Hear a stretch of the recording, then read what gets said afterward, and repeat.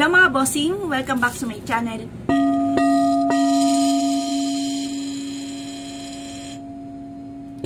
Kayo po ba mga bossing ko ay isa sa mga namumblema tungkol sa usapin ng pera?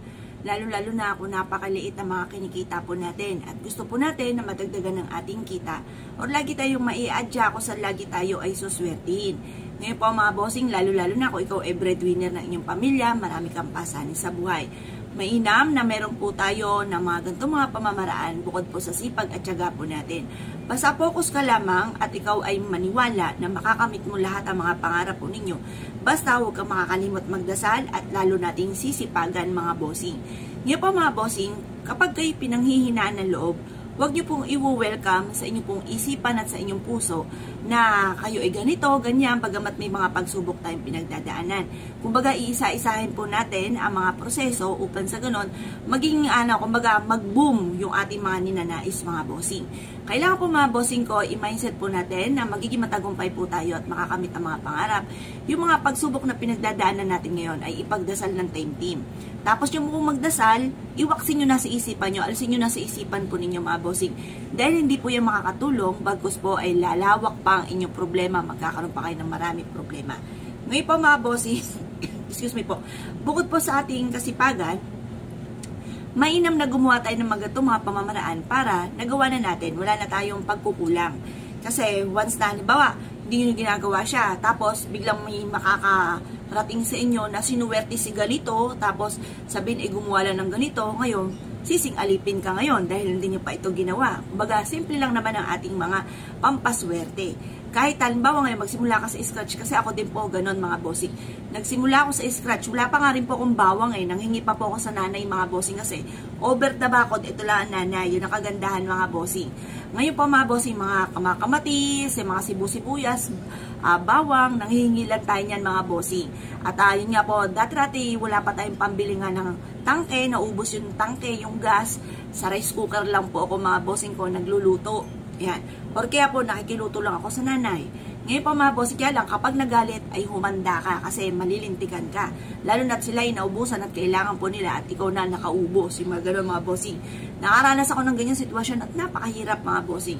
Ang sakit sa kalooban, lalo na ako ay kinakarinig ng mga hindi magaganda.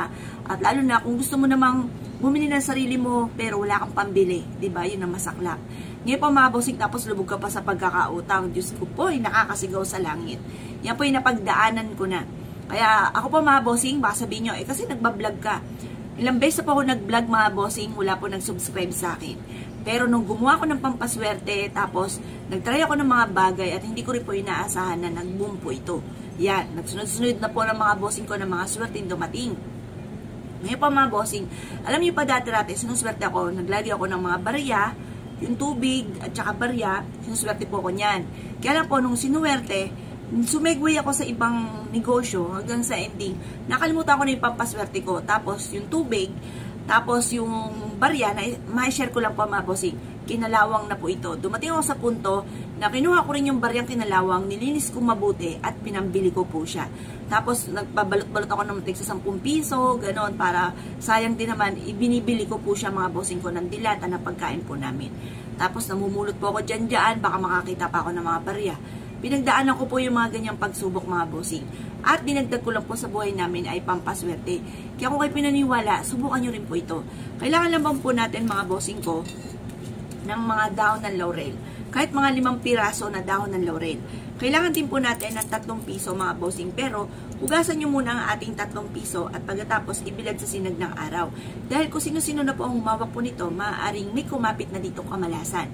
Kaya mas mainam, hugasan muna natin. Pagkatapos mga bossing ko ay bubudbudan natin ito ng kapranggot na asin. Yan. Budbudan po natin ng kapranggot na asin. Ngayon mga bossing, ito po ay sangkap. Ito lamang, sangkap po ito para higit tayo na maka-attract ng swerte at maitaboy natin ang mga kamalasan. Mas mainam pa ay ganito mga bossing. Kumuha po kayo mga bossing ko ng stainless na kaldero, lagyan nyo po ito ng kalahating tubig at ito po ay pakuluan po ninyo. Huwag nyo po itong tatakluban. Kapag po ay kumulo na, isama ang 3 sangkap na ito. Basta yung ating barya ay ating po munang huhugasan mga bossing. Gawin nyo po ito ng 3 beses ng pagpapakulo. Yung pinagpakuluan po nito mga bossing ko ay ilalagay nyo sa timbang tubig na pinalimbuhos po ninyo. Pero syempre, lalagyan nyo po muna ito mga bossing ko ng tubig. Baka yan po ibuhos po ninyo, tiisin nyo po ang init. Huwag nyo pong titisin ang init. Basta yung kaya lang ng inyong balat, yung po ang inyong pong ipampapaligo. Bakit natin kailangan itong ipampaligo? Ang asin mga bossing ko yung nagtataboy ng kamalasan. At ang baryan mga bossing ko, lalo na ang silver, ay nagpapabitiw ng matitinding kamalasan. At ang dahon ng laurel, unlewishes po yan. Kaya mas mainam, mag-wish ka kaagad kapag ito po ay pinapaligo po ninyo sa huling buhos mga bossing. At pagkatapos mga bossing ko, huwag ka munang magtutuyo mga bossing ko ng inyo pong katawan. Hayaan nyo na po siya na kusang matuyo. Pero sa susunod na araw na 3 beses na pagkakagawa, napapakuluan nyo po muli ito mga bossing ko, yun po ay magtutuyo ka na mga bossing. Pagkatapos, i-mindset nyo na simula na ito ng tagumpay sa buhay. Pag gumawa po kayo ng pampaswerte, lalo nyong sisipagan, lalo nyong gagalingan mga bossing. Dahil baka kayo umasa sa mga pampaswerte. Ang mga pampaswerte ay isang kap lamang para tayo maging matagumpay sa buhay. Ang numero 1, sipag at tiyaga, double time sa pagkayod, at sabayan natin ito ng mga pampaswerte. Gawin nyo na po ito mga bossing ko nang walang alinlangan. Huwag ka na magpatumpik-tumpik pa.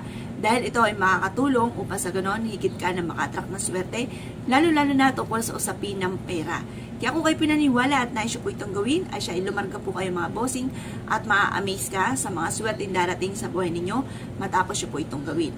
Ngayon po mga bossing, matapos po itong gawin, i-claim nyo na ang swerte. Pwede rin naman po kung ayaw nyo ipampaligo, ilagay nyo ito sa isang pouch, ang 3 sangkap na ito, dalhin kahit saan kayo magtungo, or ilagay nyo po ito sa ilalim ng inyong pong unan. Ang dulot po nito ay walang humpay na swerte. Kung kayo pinaniniwala at nais po itong gawin mga bossing, gawin nyo na po ito nang walang alinlangan. At maging positibo, kailangan masaya ka kapag ginagawa nyo po ito. Kung kayo'y wala sa mood, huwag kayong gagawa ng pampaswerte. Kung kayo may alinlangan, huwag kayong gagawa ng pampaswerte.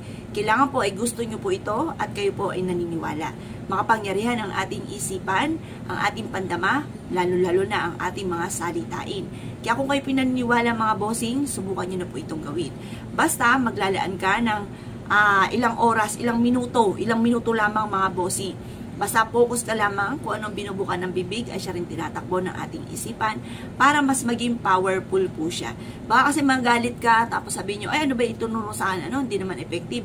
Kasi dapat po mga bossing ko, anong binubukan ng bibig ay siya rin po tinatakbo ng ating isipan. Mula sa pusong pag-wish ko, ano yung nararamdaman ninyo, ibuga po ninyo. Pagaanin ko, ano nagpapabigat ng inyong kalooban para mas maging magaan ang daloy ng swerte mga bossing. Asya mga bossing, kung kayo po naniniwala at nais po itong gawin, huwag na po kayong magpatumpik-tumpik pa. Subukan nyo po ito mga bossing, positive lamang at be happy mga bossing. Ilo po mga bossing, salamat po!